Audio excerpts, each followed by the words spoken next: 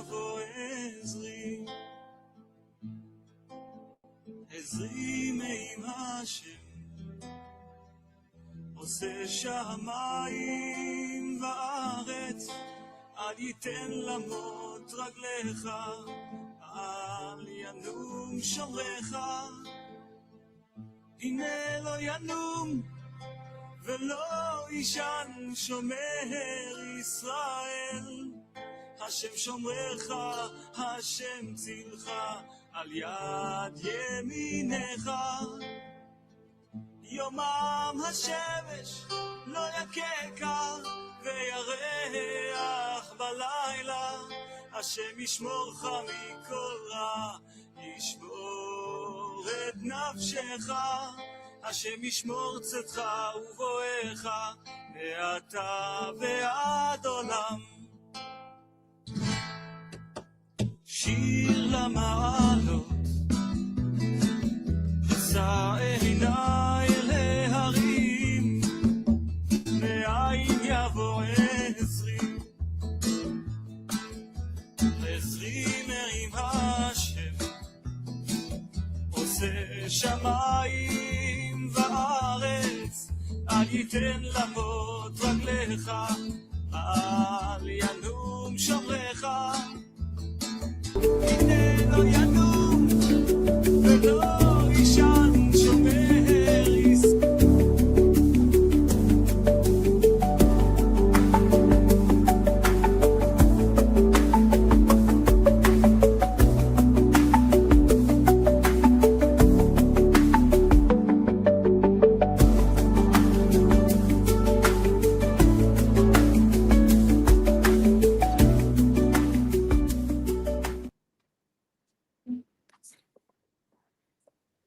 Okay, shalom everybody, shalom. This is Hakham Melech Rahmiel of the World Alliance of Qara'im, and I have with me here Rabbi Asher Meza of Torah, Judaism International, and we are going to have a discussion / debate on the topic of Karaism versus Rabbinical Judaism. And I'll first ask our guest to introduce himself. Asher, would you prefer I call you Asher or Rabbi Meza or something else? Asher's fine. Asher's fine. Okay, that works then. Okay, Asher, so go ahead, please introduce yourself. Sure. So, my name is Rabbi Asher Meza. I teach Torah from an Orthodox perspective. The main difference between what I do and what other Orthodox rabbis do online is that I actually encourage other people to consider looking into Judaism, not necessarily to convert to Judaism right away, but I believe that our job is really to be a Mamlechet Kohanim to the world, and that means bringing people to the understanding that we've acquired of the Transcendent One. I have a website called TorahJudaism.com, and I've been involved in Jewish outreach. Wow, let me see. I've worked for Jeff Seidel for the last 25 years. I started outreach in Jerusalem, in Hebrew U and Tel Aviv University, mainly by Jews for Jews, and then I expanded it to include Gentiles as well. I teach what I'd like to call rational Judaism from a Maimonidean perspective. Not completely Maimonidean, but according to his philosophical framework. And I've been following you for a while. I think we've in some way been chasing this debate for many years. I think even from when I was living in the Shomron. But I myself am a follower of your work. For a number of years now. Yes.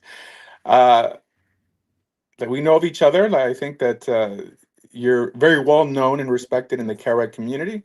And I think that this is a great opportunity for people to see the actual differences, mysticism aside, and the bulk of the reaction that I think Karaites have towards the rabbinical world is via the mystical.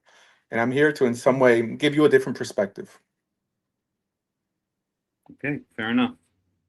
I'll give a bit of introduction about myself. My name is Melech Rahmiel of Karaite Insights and the World Alliance of Qara'im. I've been involved in Karaism and Torah Judaism for, I guess about 35 years now. Charism for about 25 years now, and I grew up as in a conservative Jewish family in the suburbs of New York. Was dragged against my will to conservative Jewish synagogue. Didn't think much of it, and as a teenager, just kind of went my own way. Eventually, through a lot of circumstances, I eventually found my way back to Judaism, and then soon after moved to Israel, where I learned in rabbinical yeshivas for about 10 years. And during that time, I became, well, actually from the very beginning, I was very disillusioned with rabbinical Judaism, but I didn't know enough to be able to question it. I felt something was a bit off, but who was I to say? I was brand new to the whole game of Judaism, basically, aside from whatever my upbringing was in the conservative Jewish community. And so I didn't really feel that I had the right or the ability to question it. And throughout the 1990s, that desire to question it grew stronger and stronger. At a certain point, a very close friend of mine encouraged me to read the Tanakh in Hebrew without any commentary and just try to understand it for what it is. And I think that was a turning point for me. I became absolutely addicted to reading the Tanakh in Hebrew. It was something that spoke to me directly. It was something that I felt was a direct message to the people of Israel, very understandable, not by our generation because we're so disconnected and separated from biblical Hebrew, from the societal, the social context, the historical context of the Tanakh, but certainly very understandable by ancient Israelites. And that really was the beginning of my quest to try first and foremost to understand how the Torah and the Tanakh were understood by ancient Israel, the population to which those words were directed. And to take that as a starting point for where we are now, we're at a very special point in our journey as the nation of Israel. We have, last count, is it 7 million Jews that now live in the land of Israel? Perhaps it's more at this point. We are returning to our land. I live in the land of Israel. Oh, I don't know what happened to Asher. I guess he'll come back in a second. We are returning to the land of Israel. I personally live. Asher, you back? Yeah, I'm back. I'm sorry. I got a phone call. Okay. I don't know what happened there. I live in the land of Israel in the Golan Heights. It's absolutely beautiful up here. And fulfilling, I won't say the dream because it's not always easy. Sometimes it's a dream, sometimes it's a nightmare. As Asher well knows, he lived in the Shomron, in Samaria. But it is definitely a very fulfilling aspect of living as a Jewish life. So I would say that there will probably be, as we have this discussion, many things that we agree upon, such as the divinity of the Torah, the divinity of the Tanakh, the truth of the words of the prophets, and so on. And there will probably be some major points that we disagree on, and I'm sure we'll get to those as well. I hope the debate is going to stay friendly and constructive, and I think it will. And let's get started. Asher, go ahead. Why don't you start? Sure. Perhaps. Okay, so I think the biggest point of contention regarding what I believe and the average Orthodox Jew believes regarding the oral law is, where did it come from? And essentially, what do we consider the oral law? Those are the main 2 points that really drive a wedge between, I would say, the Rambamist Maimonidean understanding of what we call the oral law and what Kabbalists call the oral law. So like from that perspective, I teach that if we didn't have an oral law, we'd have to create one because there's no way for Israel to move forward without consensus. And this is putting aside notions that it was all given to us on Mount Sinai, putting aside the notion that some incorrectly say that it's more important than the written law. I've spoken to many Karaites, including Nehemiah Gordon, who essentially concluded that if the early rabbis were Maimonidean, they would probably still be Orthodox. The problem is it's a very minute opinion in mainstream Judaism. And from a rationalist perspective, we think that the whole notion has been hijacked by mystics, which correctly so gives people a bad taste in their mouth regarding the notion of the oral law. What do you think about that? Well, if I can respond, to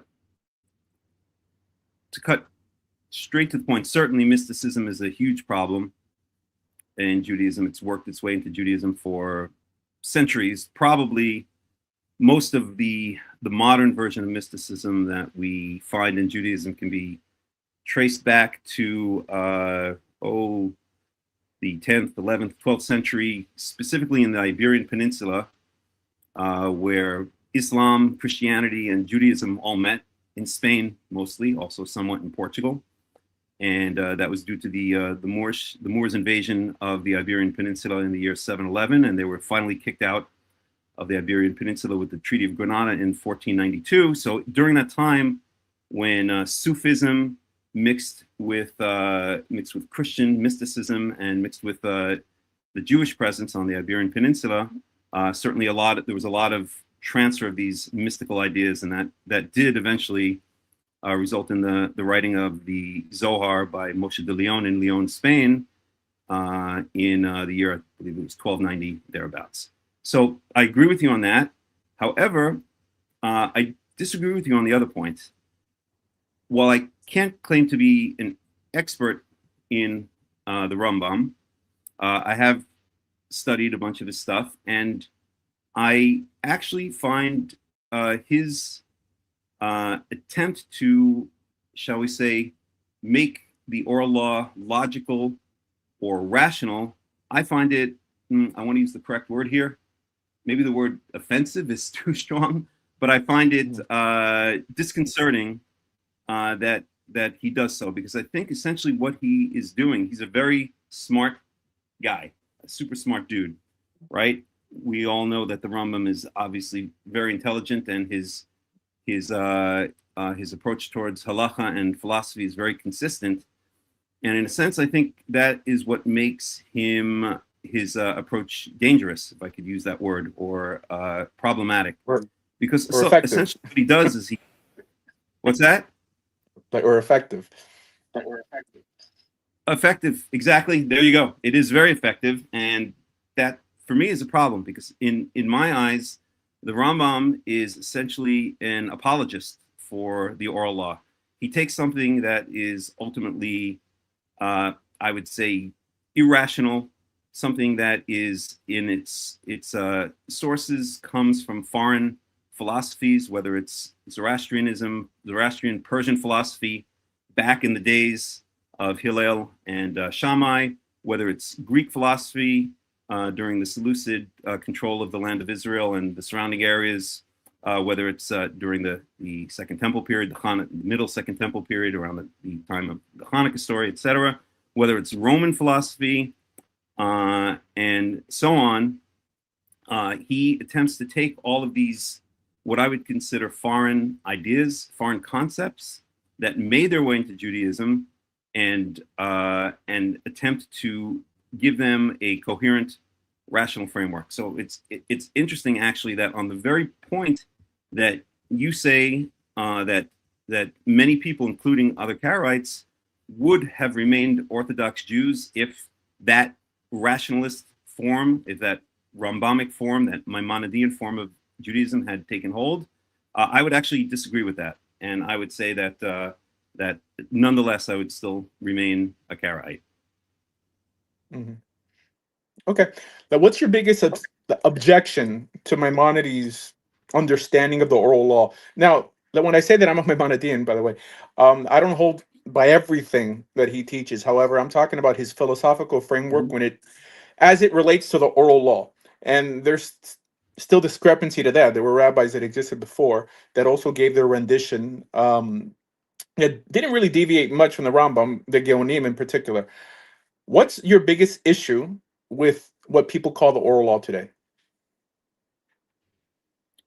My biggest issue with the oral law if I could put it in very simple terms, is that the nation of Israel, from the time of the giving of the Torah, which is dated approximately, I believe, to around 1200 BCE, until the mid-Second Temple period, so approximately 1,000 years, Israel, the nation of Israel, kept a certain form of Torah, which was very, I don't want to use the word simple, which was very straightforward and which was very consistent. We see this throughout the writings of the Tanakh, a book which spans, again, about 1,000 years of Israelite history. And in the Tanakh, we don't see any, not a single element of what would be considered some of the basic and central tenets of the oral law, such as, for instance, tefillin is perhaps an excellent example. Separation of meat and milk, although maybe that's a bit of a loaded issue. The keeping of the holidays that were promoted by the rabbis, such as so-called Rosh Hashanah, such as the belief that Shavuot represents the Chag Matan Torah, the festival celebrating the giving of the Torah, when in fact in the Torah, it's a first fruits holiday for the wheat harvest, and many other examples. We just don't see anything that is now considered normative Judaism.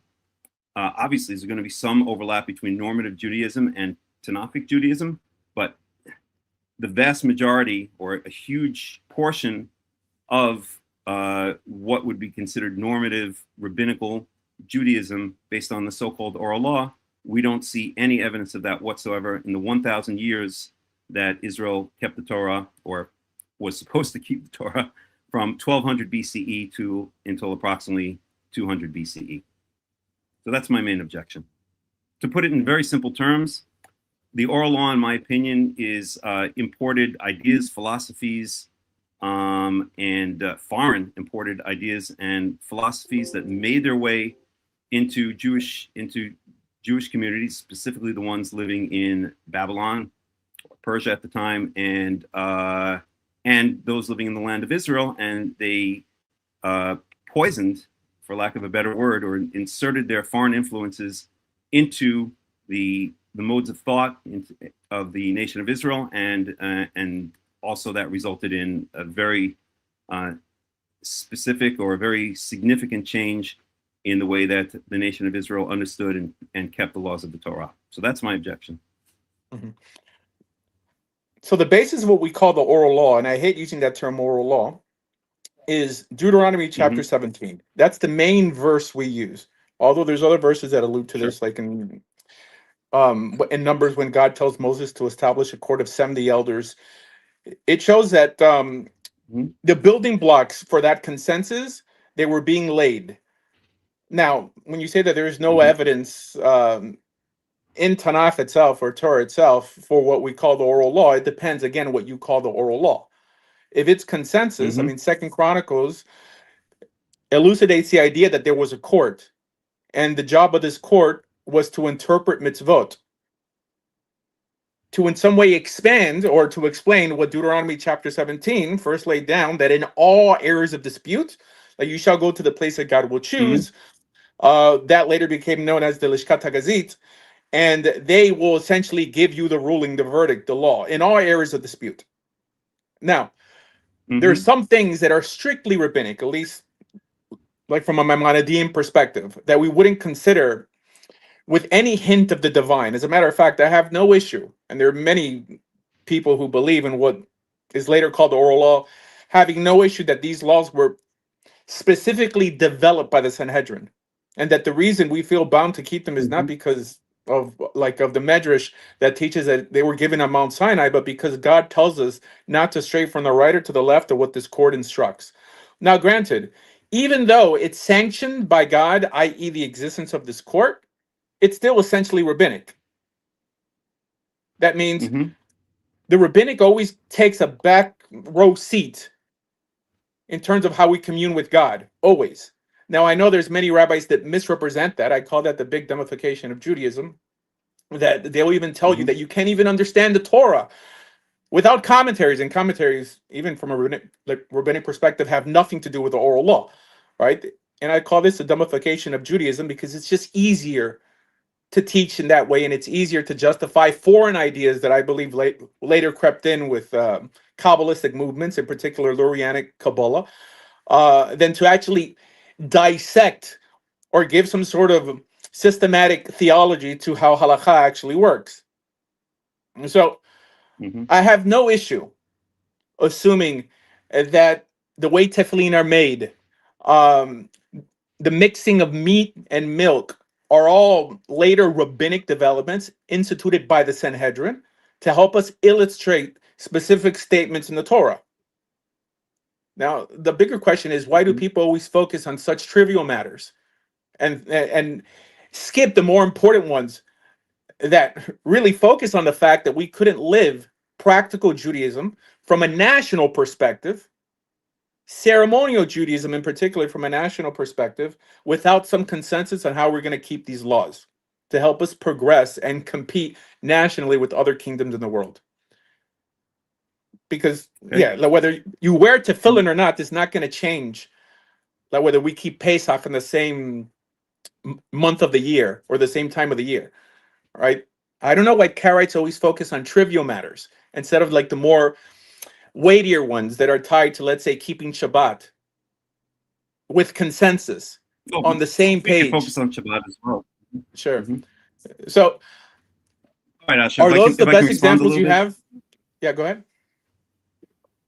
No, I just gave those as examples that typically people focus on, as you mentioned. I'm willing to discuss it on many different levels. We could talk about Shabbat, we could talk about the holidays, we could talk about the calendar, we could talk about whatever issue you wish. But let me unpack a number of the things that you said there. Okay, said a lot. Let's first talk about consensus. Okay, consensus is, of course, important.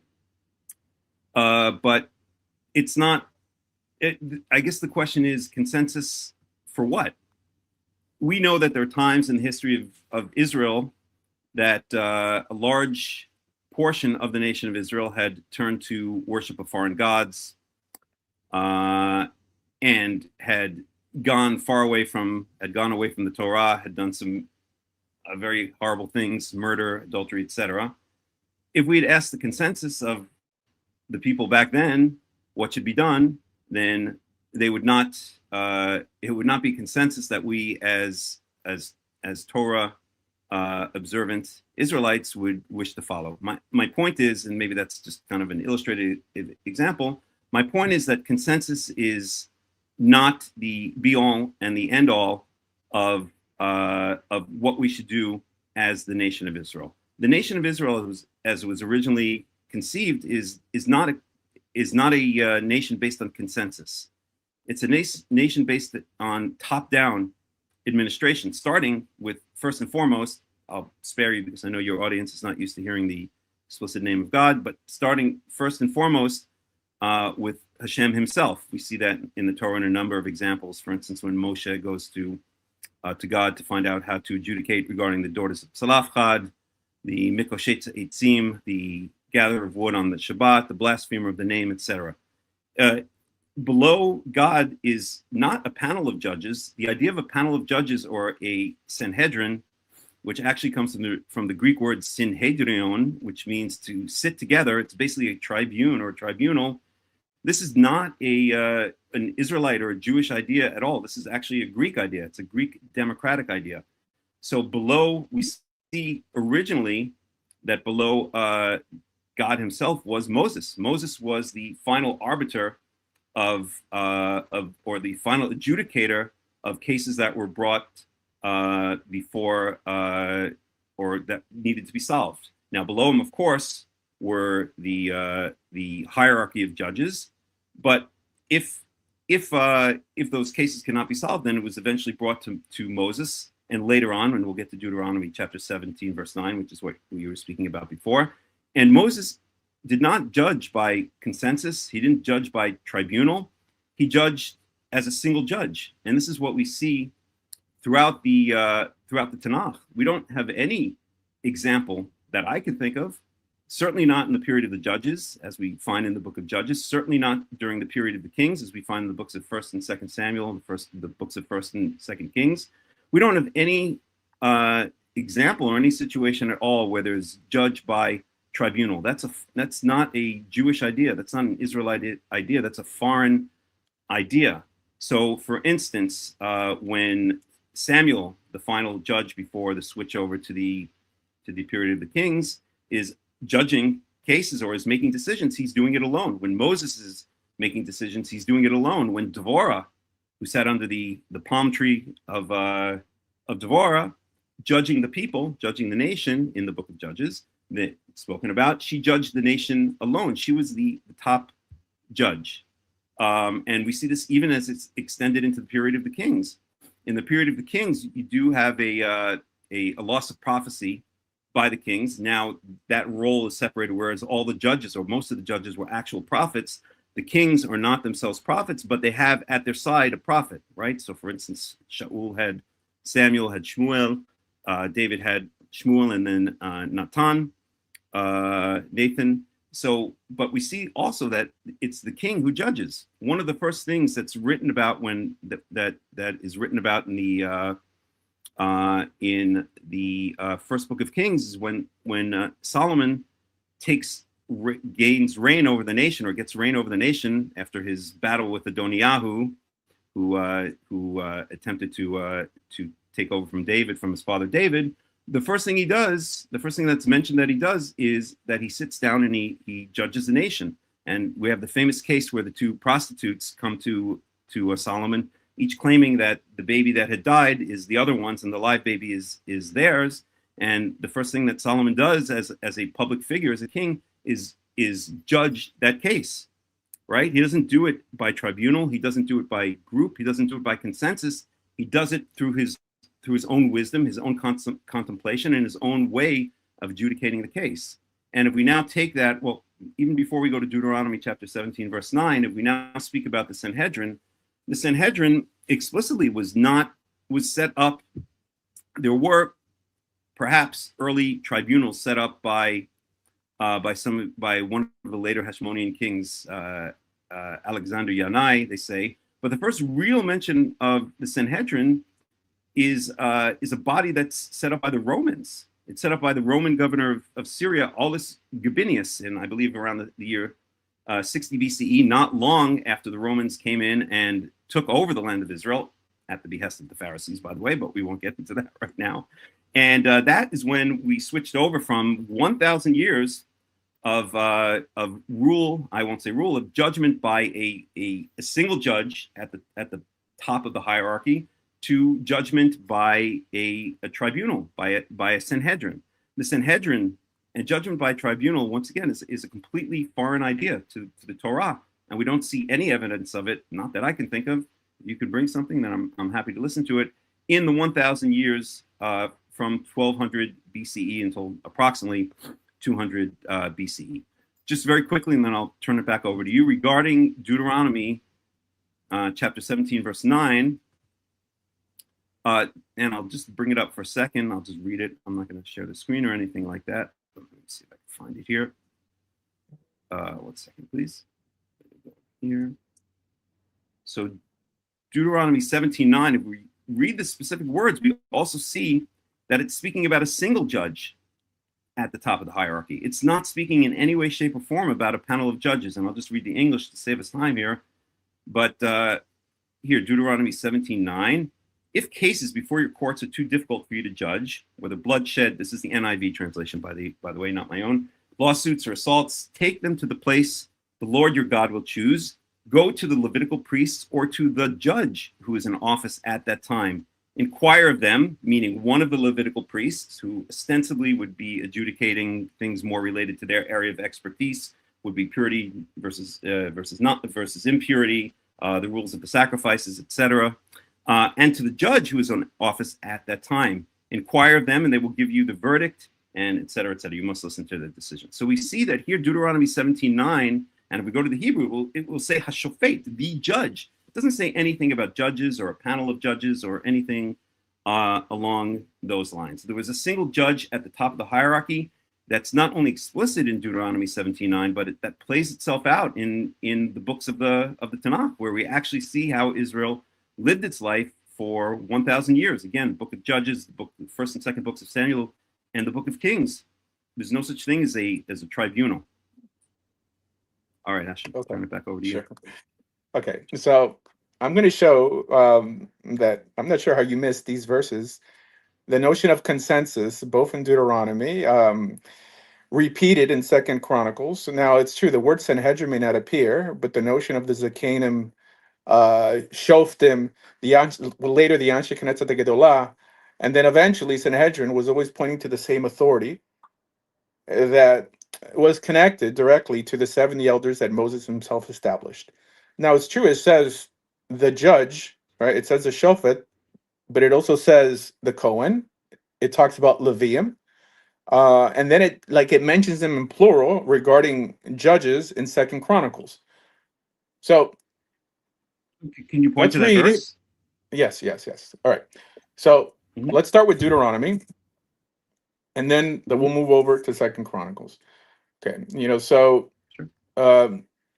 I'm on Machon Mamre.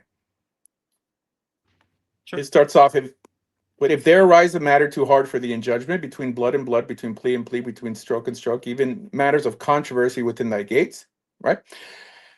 Then you shall arise and go to the place that God will choose, and you shall go to who?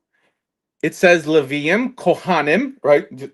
So this is plural, right? And then it says the Shofet, right? So now it seems like this is more than one person.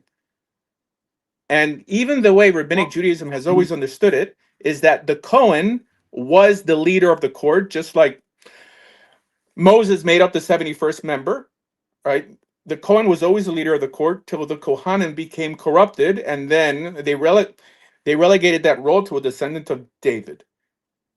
So the notion of there not being a court, granted, not by the term Sanhedrin, because that's not there, but the notion of consensus was there. Now, if you go to Second Chronicles, hold on 1 second. See, I don't think I have it up. 1 second. Okay. 1 second.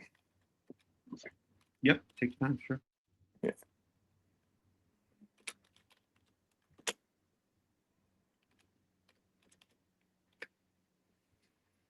Okay.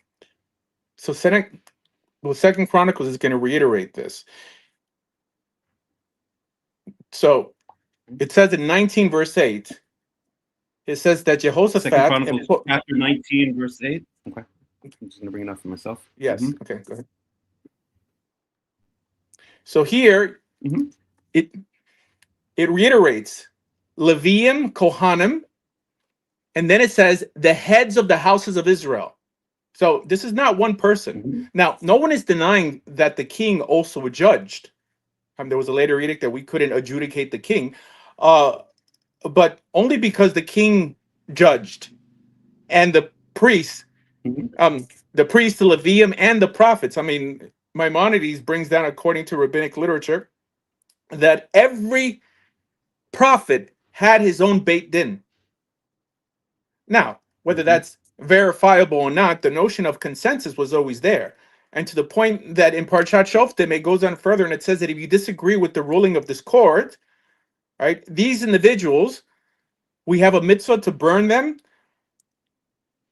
away from Israel. It says that you shall burn the evil from amongst your midst. So the singularity that when it comes to the final din is not there. Now, in Chronicles, it specifically expands it, or, like in my opinion, interprets it for mitzvot, hukim, and mishpatim, to explain them. And this is what the Rambam writes in his Akdama to Mishnah Torah. He says, Zohar Perusha, that Torah Sheba'al Peh is essentially the interpretation of mitzvot. Now, granted, the bulk of what we call Torah Sheba'al Peh is not just the translation of mitzvot. That would be limited to what we call Midrashei Halacha. The bulk of what we call Torah Sheba'al Peh today is Midrashei Agada, just because there's a big demonification in Judaism. So the notion that there's a singularity in the judicial system did not exist from a Torah perspective. Now, like if you want to focus on these verses and tell me how in any way did I misrepresent them, is there not like a plural essence to the court system? And you're saying that courts didn't rule by vote? I mean, that's the whole basis of the court. The reason you need more than one judge is in order like to give a balanced representation regarding any law that you're trying to elucidate. So I'm not really sure what your premise is. That's a Greek democratic. That's a Greek democratic idea. But go on. So how do we interpret the notion of a Beit Din, or later what became known as the Beit Din Hagadol or Beit Din Katana? I mean, it's a body of individuals. Like, don't forget, like Moshe Rabbeinu and the Zekanim adjudicated in front of the tent of meeting, what later became known as the Lishkat Hagazit, because of consensus.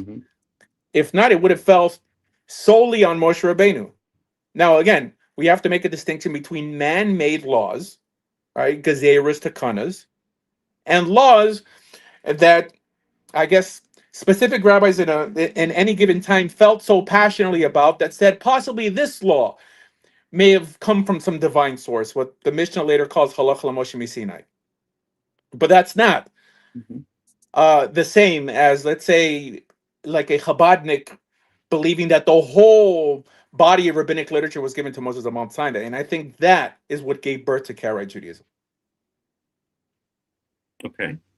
All right. I'll respond to a number of points. Let's start with the verses that you brought in 2 Chronicles chapter 19. So I'll read again just to save time. I won't go to the Hebrew unless we need to, but I'll just read it in the English. This is the NIV translation. So you mentioned 2 Chronicles chapter 19, verse 8, and I'll start reading from there for a couple of verses. It says, in Jerusalem also, Jehoshaphat appointed some of the Levites, priests, and heads of Israelite families to administer the law of the Lord and to settle disputes, and they lived in Jerusalem. He gave them these orders, and I think this is the key part coming up. You must serve faithfully and wholeheartedly in the fear of the Lord in every case that comes before you from your people who live in the cities, whether bloodshed or other concerns of the law, commands, decrees, or regulations. You are to warn them not to sin against the Lord, etc. So this is kind of a rehashing. These verses are rehashing of Deuteronomy chapter 17:9. And the key here is that, yes, these were appointed, but not as a body of judges. The key here is that these were appointed for the people who live in the cities, just as we see in chapter 17:9. There's not a body or tribunal of judges. There's a hierarchy of judges. And that's exactly what we also see in Exodus chapter 18, when Jethro comes to Moshe and gives him advice on how to administer law or how to adjudicate cases. We'll get to that in a second. Okay, but there's no implication here, neither in 2 Chronicles chapter 19, nor in Deuteronomy chapter 17, that we're talking about a tribunal. We're talking about a hierarchy of judges. We're talking about judges, local judges that are placed in the cities, within your gates, as it says in Deuteronomy 17:9, a reference to the meeting place in the city, the central square of the city. And in 2 Chronicles 19, that's just a reiteration, essentially of Deuteronomy chapter 17. So the way that the Torah envisions adjudication of law is a hierarchy of judges, not a tribunal of judges. Regarding Deuteronomy chapter 17, if we go back to the original halakha, if we do look at it in the Hebrew, okay, we could see. So first of all, let's look at really the key verses, Deuteronomy chapter 17, verse 9, right? And it says, "Vata el hakohanim haleviim." So you shall come to the, and that doesn't mean the Kohanim and the Levites. That means, that's usually translated by most translators, including some that I respect very much, as the Levitical Kohanim, the Levitical priests. So it's speaking about the Kohanim. So you shall come to the Kohanim, ve'el hashofet, and to the judge, asher yeh biyamim hahem, that will be in those days, etc. And then you will ask for them to adjudicate the case. Okay. So we first of all, we see that it says el hashofet. So it is speaking about a single judge, shofet. Okay.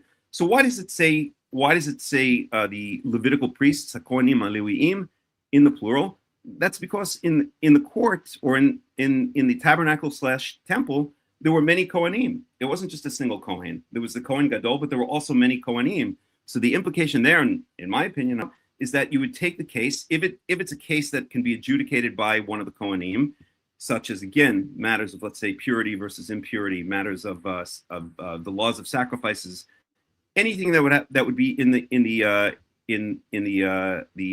realm of the expertise of the Kohanim, then that case would go to one of those Kohanim. And if it had something to do with more like criminal law, tort law, etc., then it would go to the shofet. It would go to the shofet. But again, this was only after the case could not be adjudicated in the cities, right? This is your opinion so far. Verse 8. I'm saying, I mean, so far it's your opinion. You're saying clearly, I would say, you know, like you're reading into it. It seems like you yourself need like some sort of consensus on how to understand this verse, lest Israel split 8 different ways. But go ahead. I don't think it's my opinion. Obviously, it's I'm giving my understanding and my interpretation, but I don't think I'm straying from what. No, but the plurality is there. That's the thing. Like, and you're in some way trying to make it fit into the one judge, which destroys the whole notion of consensus to begin with. The whole notion of God telling Moses to establish 70 elders, right? For the elders of their tribe, and that God's going to put on them what he put on Moses himself. Like the notion of consensus, of like valuing different opinion to come to some understanding and how we're going to keep at least ceremonial law is all over the place. The idea that only the king, right? Like every king, every generation in some way reinvented the law. Israel could not function in a uniform manner if that was the case. Well, first of all, I'm not saying that that every king and every judge reinvented the law. I'm not saying that at all. I'm saying that there was no reason for them to reinvent the law because the law was pretty straightforward and clear to the ancient Israelites. The role of the judge and the role of the Kohen specifically the Kohen has many roles, but the role of the Kohen is specifically in Deuteronomy 17:9 is not to interpret law, it's to adjudicate cases. So again, maybe the classic example is what Solomon did when the 2 prostitutes came to him, or any other law that needs to be adjudicated. Okay, Shimon says that he owns the sheep, and Levi says that he owns the sheep, etc. Right? This is adjudication of law. This is not legislation of new law. There was no need to legislate new law because the law was. You just said that Second Chronicles.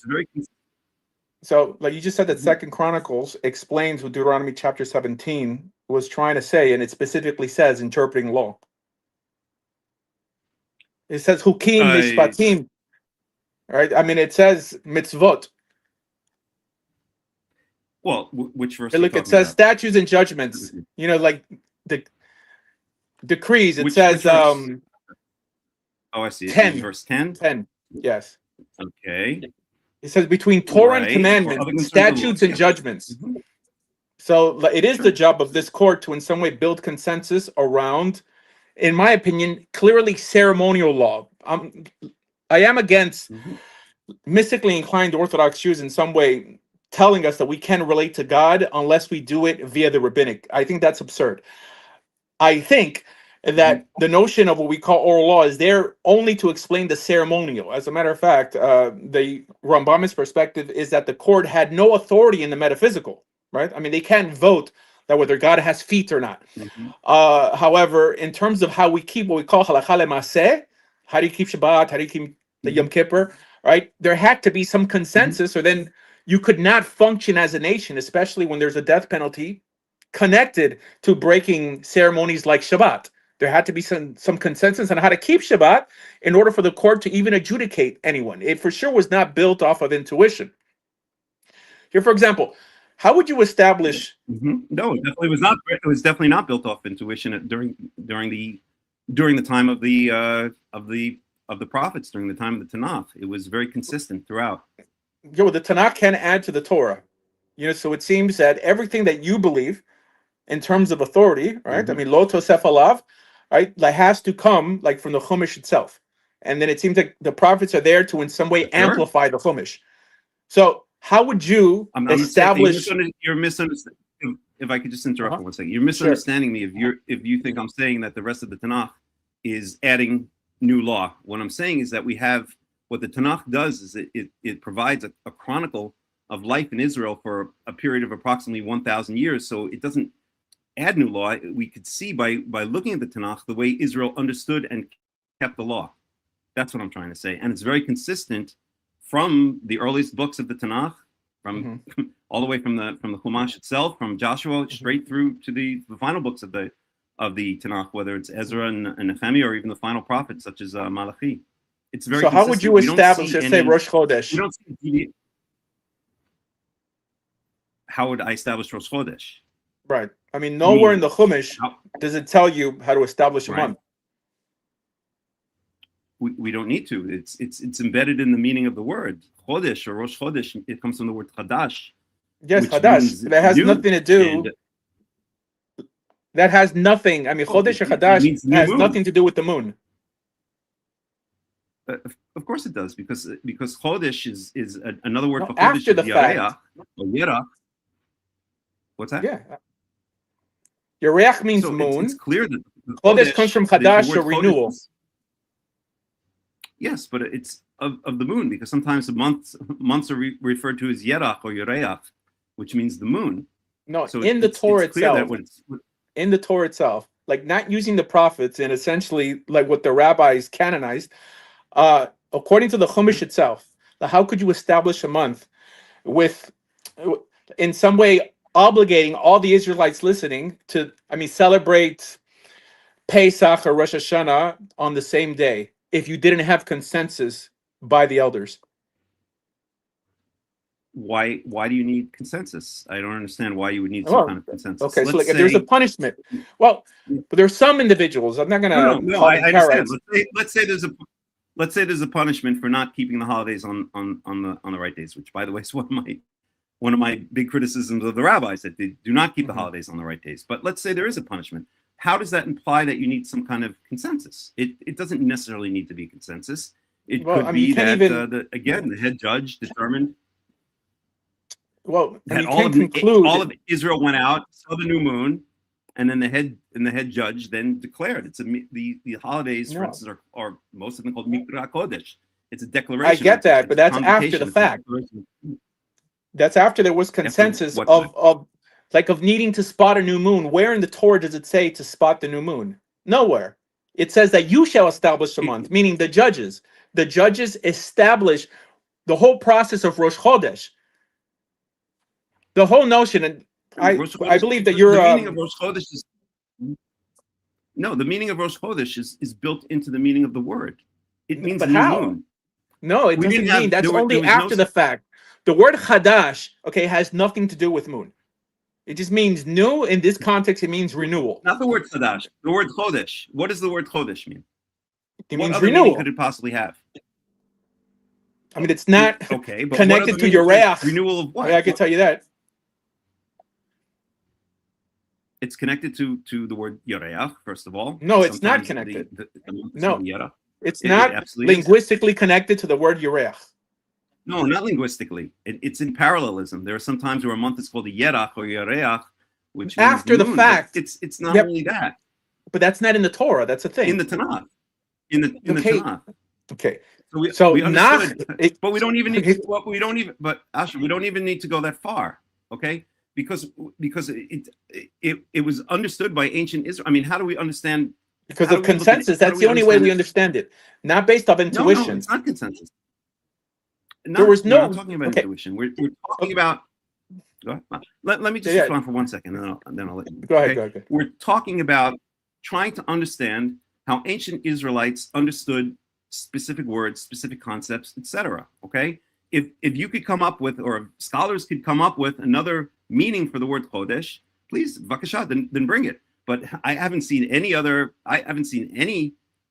scholar, whether secular or religious, come up with some other meaning of the word Chodesh. You can say that about any word in the Tanakh or any word in the Torah. How do we know the meaning of any of these words? And then you're speaking after the fact. Now, colloquially, Chodesh means new, like Rosh Chodesh means the new month. Okay, colloquially, after Jewish history told us this Jewish fact. However, from a Torah perspective, and that's like my whole premise here, is that you couldn't conclude this level of consensus unless this ruling body that God specifically said he gave authority to, the same authority he gave Moses, i.e. the authority to judge, ruled it into existence. There's no way, so you're saying for us. You're saying that the Sanhedrin said that the word chodesh means month? No. That's Establishing. actually what you're saying. No. Well, how did Establishing the the ancient month. Israelites? Okay. How did the So ancient Israelites know that the word chodesh meant new month? You're saying it's by consensus of judges? The correct. consensus of judges So came in up. the Wait, Torah itself, let me sure. wait. Let me just finish the point. So what you're saying essentially is that nobody in ancient Israel knew what the word chodesh meant, except it just meant new thing, something new, a renewal of some sort. And then along came the Sanhedrin, led by Moshe Rabbeinu and a whole bunch of elders, and they said, "Oh, we now determine the fact that the word chodesh means the new month." That's what you're saying, and that's So no, what okay. I'm saying is that Please God told them that they shall establish the month. They shall sanctify this renewal. It doesn't say that it's done through the moon. Nowhere in the Torah does it say that we go strictly by the moon. It mentions luminaries. It could be the stars, the moon, the sun. However, the only reason you feel confident enough to keep Pesach when we keep it, right? Rabbinic calendar aside, well, let's Well, I imagine don't like know we exactly lived when you before keep it, Hillel but Bet. okay. Hold on, like before Hillel Bet. The only reason that you felt there was this level of consensus is because the Sanhedrin came to this conclusion. Anything else would be considered adding to the Torah. Now, you think only because it appears in Nach that it was in their theology, right? In the Torah, that's a leap of faith. And this is just one example that there is no way to live out ceremonial Judaism without the consensus of the judges. I think that your conclusion that it must have been part of man's intuition that we spot the sliver of the new month, we interrogate the witnesses, and as a matter of fact, even lighting bonfires and before that, sending people on horseback, all this was developed by the court. There is no way for Israel to move forward in a uniform manner, and I'm not talking about modern Israel, I mean biblical, the people of God to move forward in a uniform manner if there wasn't consensus. And I think that that's not a hard pill to swallow. The issue that Karaite Judaism has is the rise of irrational Judaism, saying that even the words of the Lubavitcher Rebbe that were given in Har Sinai, everything was given in Har Sinai. Even things that we don't have today were given in Har Sinai. That's absurd, right? And I share the same frustration, right? Even the notion oral law, the phrase oral law doesn't appear in the Mishnah. It doesn't appear in Talmud Yerushalmi. It was invented in Talmud Bavli. Now, we have the notion of halach l'Moshe Sinai. The Rambam says that's about 30 laws, right? And then they whittle it down, because the Mishnah itself says these are just things where there's no machloket, okay? But even that is a bit satirical. All this is tied to the notion that we have a command of lo tasur, or not straying from the right or to the left of what this court instructs. A man-made court that itself made errors, right? I mean, there's a whole tractate in the Talmud called Masechet Torayot that deals with the errors of the Sanhedrin. So that itself, should destroy 80% of the Karaite claim that we are in some way adding to the Torah. If they acknowledge they can make errors, it's a man-made court, but it's sanctioned by the Torah. That's the difference. Okay. Again, if I could respond and get back to the original point, first of all, just to reiterate, my problem with rabbinical Judaism is not mysticism. My problem with rabbinical Judaism, as I said in my opening statement, is just as much rationalism, Rambamic or Maimonidean rationalism, as it is mysticism. In fact, I think, as I mentioned, that Maimonidean and rationalism and the like and similar approaches towards Torah are actually more dangerous than mysticism, because mysticism can easily, by at least some percentage of the population, can be picked out or identified as bizarre, to say the least. Okay, whereas a rationalistic approach towards the quote unquote oral law or towards rabbinical Judaism, it's kind of a wolf in sheep's clothing. It masquerades as logic. It masquerades as a coherent system. It is a coherent system, but it's not a coherent system with an anchor in actual Torah / Tanakhic Judaism. Okay, so that's my first point. So if you want to argue that the problem, or that the popularity or the increasing popularity of charism is a rejection of mystical elements of Judaism, you can argue that, but with somebody else, I guess, because that's not my point at all. I see charism, or I see true Torah as much a rejection as Maimonidean rationalist Judaism as it is a rejection of mysticism. That's the first point. Mm-hmm. Getting back to, once again, the point regarding the Chodesh, or the new moon, you've presented a vision, or you presented an illustration of many elements of declaring the new month, which do not need to be present. We don't necessarily need bonfires. We don't necessarily need horse riders on horseback. We don't know, or I can't think of any places in the Tanakh that say explicitly how the news of the new moon was transmitted in ancient times. We do know that at that time it was the Jewish community, or the Israelite community, was only in the land of Israel. So whatever it was, it would have been much easier to do. Whereas in the time when it's written down in I guess that would be Masechet Rosh Hashanah of the Mishnah, how the news of the new moon was transmitted, then already that's speaking about Jewish communities that were already spread out in Babylon, later in Persia, perhaps already up in as far as Greece and Rome. I'm not sure exactly how far it went, but there's nothing. That's just technique, right? Now we have the internet, so we don't need bonfires, and we don't need horses on horseback, right? Right. So that's secondary. That's just technique. Okay. Wait. But let me just make the main point. Okay. Getting back to the main point, which the Torah does speak about. Okay, which is, and I think you're referring specifically to Exodus chapter 12, verse 2, and I'll just bring this up. So this is let me just read that for 1 second here. Okay. So, and I'll read it in the Hebrew. Okay. So your point is an old rabbinical point that I used to hear all the time in yeshiva. Exodus 12:2, maybe I should read it in the Hebrew because it's a short verse, and I'll translate into the English. Vayomer Hashem el Moshe. Well, I'm sorry, that's verse 1. Verse 2 is, verse 2. Okay. Chodesh hazeh lachem rosh chodeshim. This month, speaking about the month of the Aviv, shall be for you rosh chodeshim, the head of the month.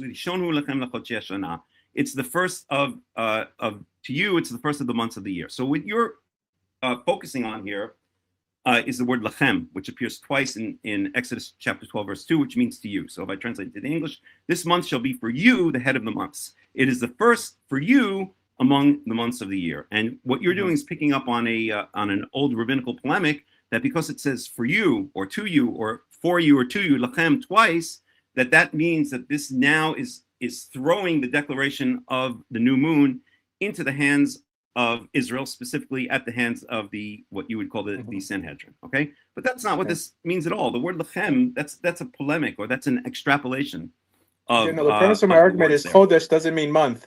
So like you're assuming it means month when you just acknowledge that 2 Chronicles chapter 9 specifically says bein Torah le mitzvah lechukim ule mishpatim.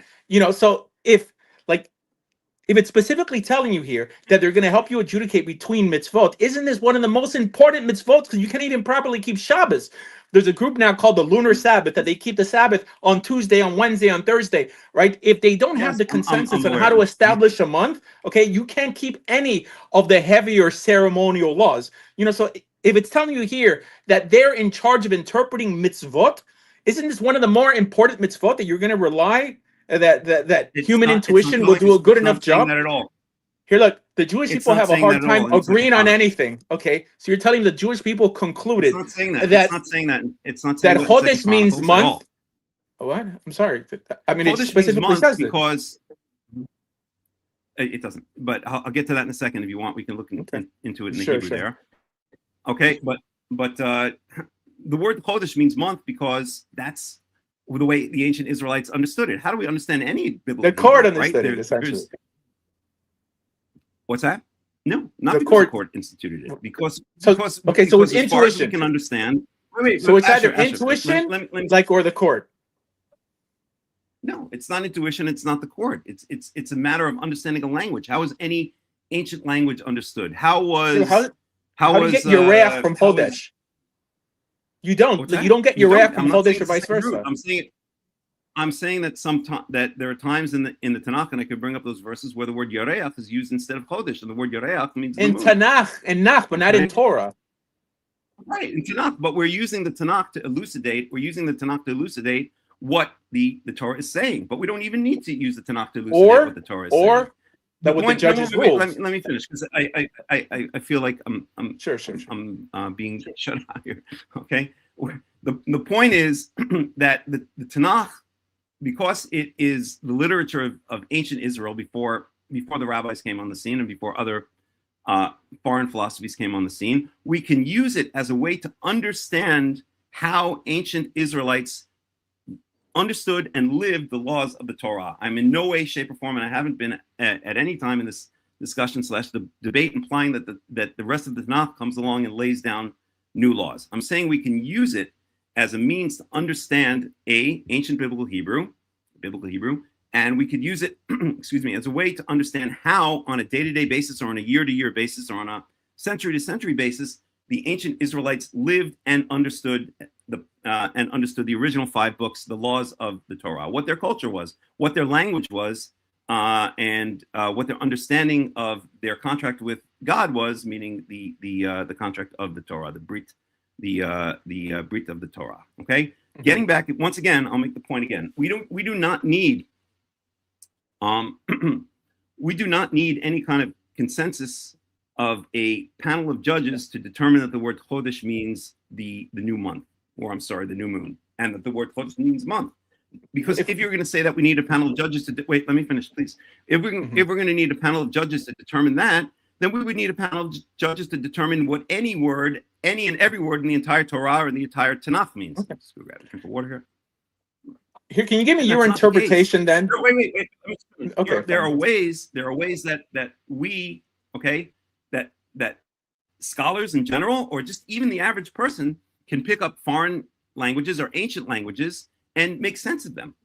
And part of that perhaps relies on what we might call tradition, what might be an actual, I hate to use the word oral law, but some kind of tradition passed down through the generations. Okay. But it relies on other things as well. Wait a second. Let me finish, please. It relies on other things as well. Okay, such as analysis of the word itself, the root or the shorish of the word, such as analysis of how the word is used within the Torah, within the Tanakh, within other languages that were related to Hebrew, such as ancient Canaanite languages, Ugaritic, for instance, and Akkadian, Aramaic, etc. We could see how we have ways of determining what these words mean, and we also do. Okay. So all right. The point is, we don't need a tribunal of judges. Wait a second. Let me just finish. We don't need any kind of tribunal of judges to come along and say that the word Chodesh means the new moon. Okay. That's my point. Can you give me an example on how you would interpret, from a practical perspective, the verse you said that is just explaining what appears in Deuteronomy chapter 17, which is 2 Chronicles 18, verse 10? Like, give me an example of what ben Torah le mitzvah in terms of adjudication, all right, and explanation. Hukim and mishpatim.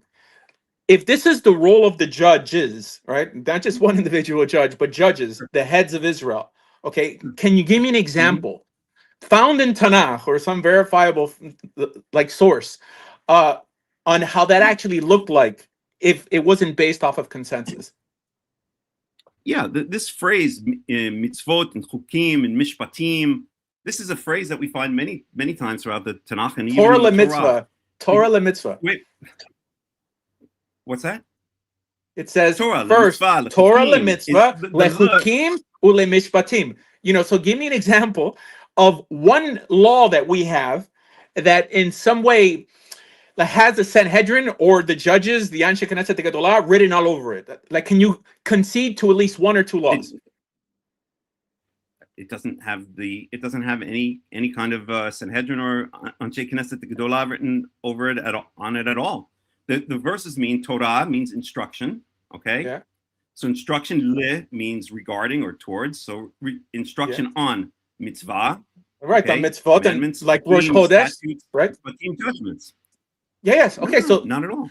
Okay. It says le mitzvah. No, the command. It says, how do you keep the mitzvot in the Torah? Can you give me an example? Like, are you gonna like concede that the judges had a role in establishing or formulating any form of Jewish law? Because here it says they did. Can you give me one that you would It concede doesn't say has that. a Sanhedrin written It all doesn't over say it? that. But it It specifically doesn't says say that at all. what? It's Okay. So I'm going to read it in the English. it doesn't I mean, say just that. for No. But let me respond. no, You're but he clearly hogging says this. that. It doesn't say that. It doesn't say that at all. Okay. Okay. You So can what read does that it in the mean? I mean, English, give but me an that's not example of what this Can I means. explain what it's saying? But Asher, Okay. can I please Sure. explain what it's saying Okay, go first, ahead. and then you could respond? Okay. The phrase mitzvah, chukim, mishpatim. This is a phrase we find many times in the Tanakh and even in the Torah.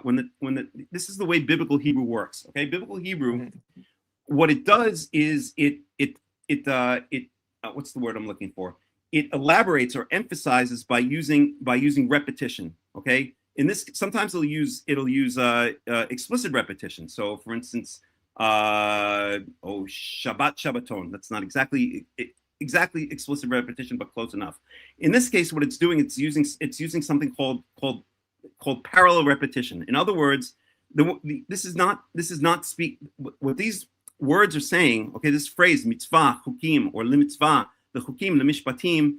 It's the Torah's way, or it's biblical Hebrew's way of emphasizing through repetition. We see this a lot in the Torah. This is the way biblical Hebrew works. Okay, so this phrase, which we see many times, the mitzvot and the chukim and the mishpatim, is a phrase which means all of the things that need to be adjudicated. Okay, we could find this phrase, as I said, in many other places in the Torah as well. Okay, these three words together. Okay, so what this is really saying, first I'll read it. I can read it literally. So for the instruction regarding commandments, regarding statutes, regarding judgments, but what it's really saying is anything, right? And that's elaborated by what we see earlier in that verse. Okay, which is it says ben dam lebdam, which is picking up once again on Deuteronomy 17:9, almost word for word. Okay, where it says, Deuteronomy 17:8, where it says, dam ledam, din ledin, nega lenega, divrei rivot b'sha'arecha. Okay,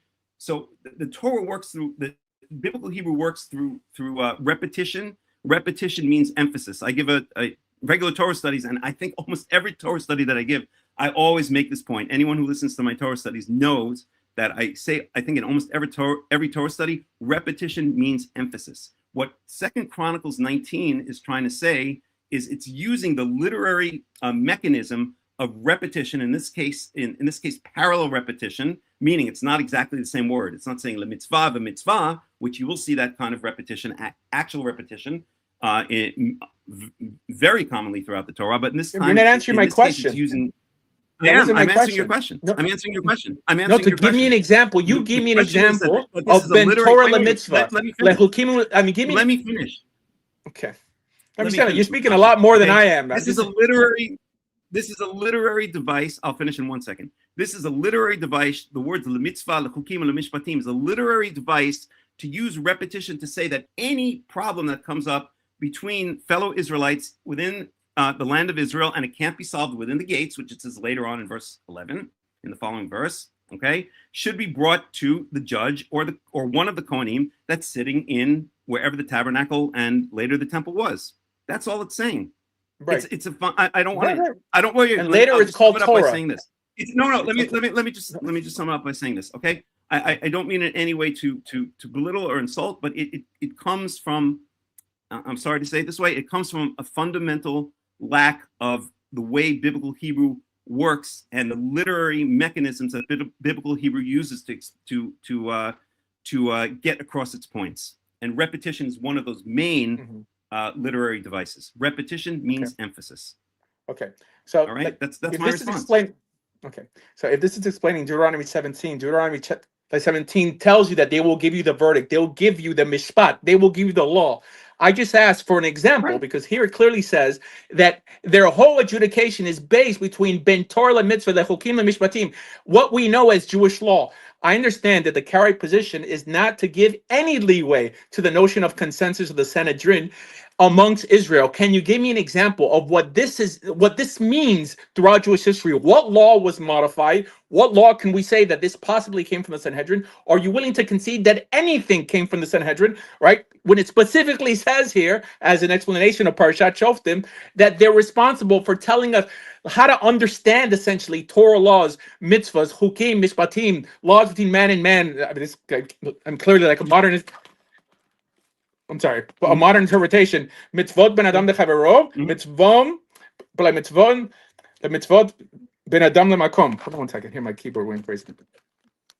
Can you give me an example? Like, can you give me an example of where you would concede that this has the Sanhedrin, any law, any practice, has the Sanhedrin written all over it, when it encompasses mitzvot ben adam lechavero again and mitzvot ben adam lemakom? Well, I mean, you're not even giving an inch. When the Sanhedrin. No, I'm not giving an inch. The Sanhedrin is a later institution that was instituted by the Romans, by the Roman governor. He set up 5 Sanhedra around the land of Israel to give the Jews some kind of a certain modicum of autonomous rules, of self-rule, with the understanding that the Jews can do whatever the heck they want as long as they don't revolt against us, the Romans. No, I give absolutely no leeway whatsoever. That's not the way we see it in ancient Israel. I'll throw the question back on you.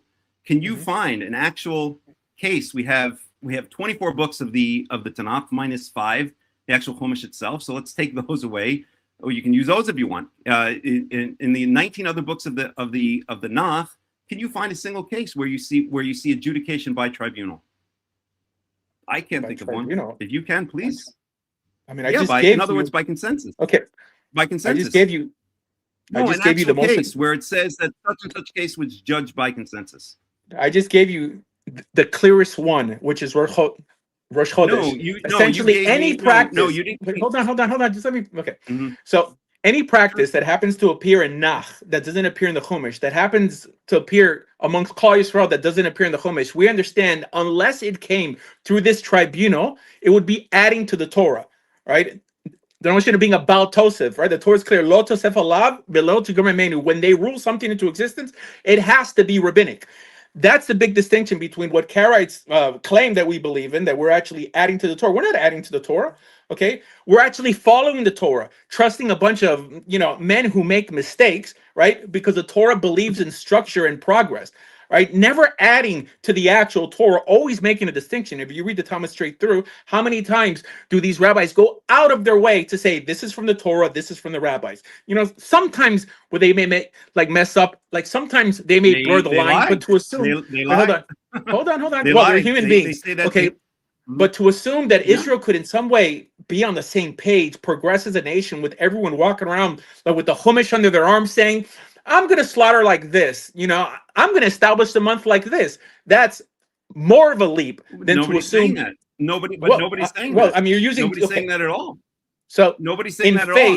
In fact, one of the complaints of Israel, for instance, when they at the end of the book of Shoftim, at the end of the book of Judges, when you have the whole incident with the tribe of Benjamin almost being wiped out, is that the nation of Israel says, we want a king. Why do we want a king? Because we see that everyone is doing that which is right in their own eyes. Right? There was that problem. They wanted some kind of centralization, but the centralization is not in some kind of body of tribunal that comes along and then integrates foreign philosophies. Again, I gave you the examples of Persian or Zoroastrian philosophy, Greek philosophy, later on Roman philosophy, integrates that into the nation of Israel, into their interpretation and practical halakha, if you want to call it that, and then comes along and says, well, this is now the new consensus.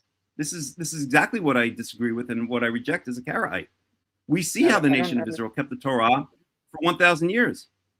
We don't need a tribunal to come along and make fundamental changes to that. And do you believe in the notion of Messiah? And call it progress, or wait, let me just finish. And call it progress or development, or say that we need some kind of consensus.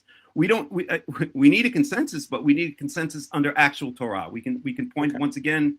If we want to take a verse, wait, let me finish, please. If we want to take a verse, then we can go to Exodus. Oh, where is it? I believe it's Exodus 21, if I'm not mistaken, or 22. I'll just find it for 1 second. Okay.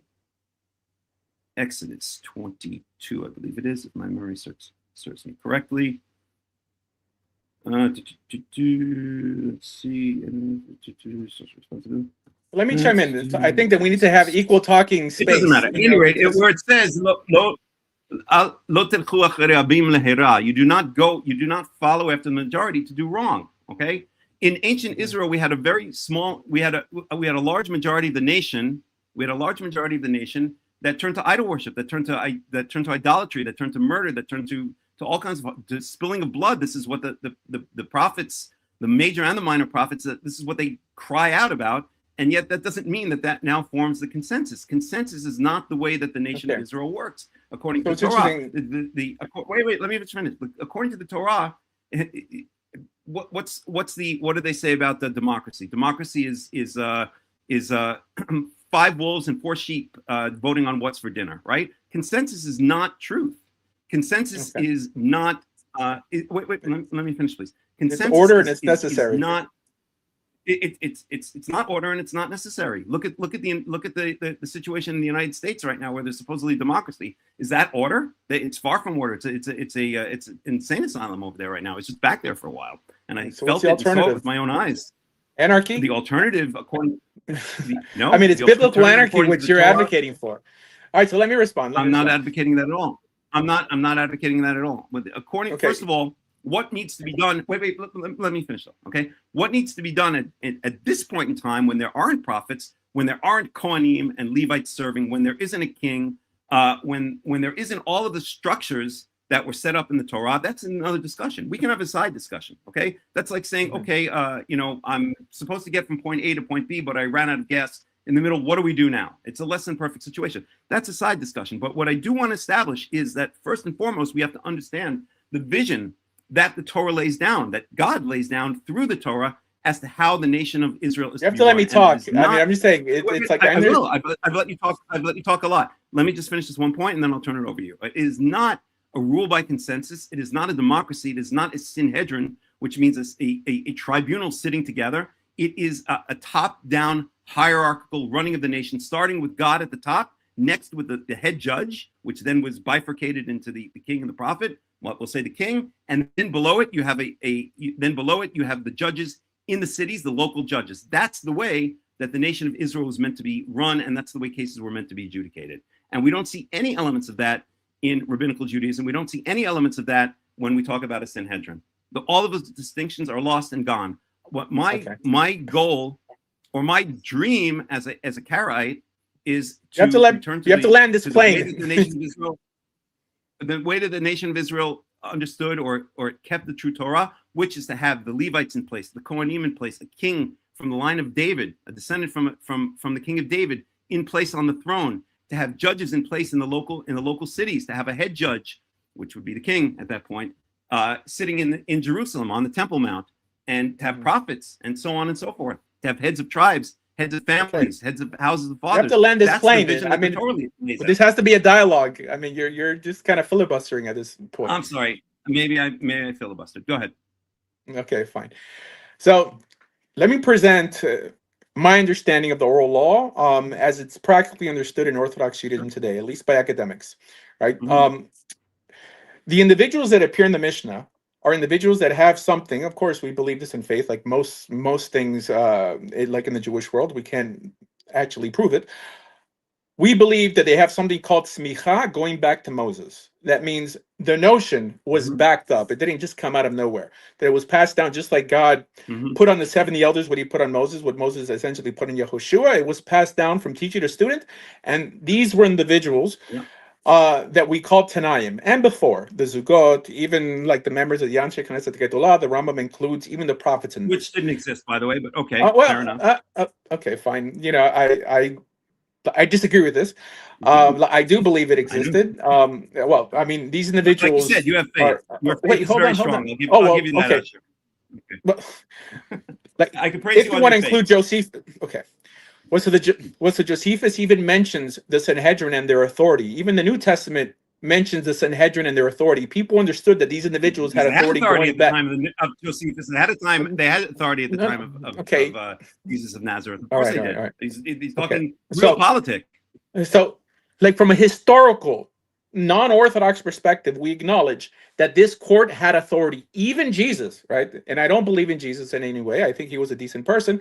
But Neither like do I, by the specifically way. says, Okay, just making that like in clear. the book of Matthew, okay, that was specifically says in the book of Matthew, right? That these individuals, that these guys, they sat in the seat of Moses. They understood that the authority of the court back then was an extension of that given to Moses. It wasn't a new idea. The idea of consensus always existed. Now, what the rabbis are telling you is that the Mishnah, the rabbis that appear in the Mishnah, were those who sat on one of the last Sanhedrin out there. Now, granted, forget about the term Sanhedrin. If you like the word Beit Din Hagadol, Zakanim, Shoftim, whatever, okay, the notion of consensus extended from Deuteronomy chapter 17, all right, reiterated in 2 Chronicles chapter, I believe this was 18, and even enters Philo-Judaeus, Josephus, the New Testament. And you know what? Every academic source never has anything negative to say about the members of the Sanhedrin. We understand that the priesthood became corrupted, right? The other leaders became corrupted. There is no academic source, historical source, that ever said that the Sanhedrin became corrupted. The verse that you use, that we should not follow the majority to do evil. Hold on. Can I bring you a source? Wait, hold on. You could. And I'll bring you a source. Okay, yes, wait, hold on. The same verse that you mentioned, I believe it might be in like in Exodus chapter 23. It says, "Don't follow the majority to do evil," is understood by the rabbis in the Mishnah to say that this means that you follow essentially the consensus to do good, right? That doesn't mean that we follow intuition. So the idea that you're gonna dismiss even any of my questions when I tell you to give me an example, when even Tanakh is reiterating Deuteronomy, like chapter 17, that the keeping of mitzvot, the understanding of mitzvot, okay, was incumbent on the opinion of these judges. You wouldn't even concede that they did anything, because you're married to this notion of an anarchy style Judaism, that everyone in some way walked down with the Bible under their arm, deciphering every form of ceremonial law for themselves. You're putting words in, hold on. You're putting words and thoughts into my you mouth, didn't answer my question, so okay, because you didn't answer my question, I have no other choice than to assume like what you would answer. So we believe that Karaites are essentially ingrates, from a respectful, I mean, I'm not trying to be rude, okay, but the idea that you can't even pay tribute. Go for it, man. I've heard a lot worse than that. I believe. Well, I mean, I'm not trying you can lay it on me, baby. I'm really trying not to disrespect you.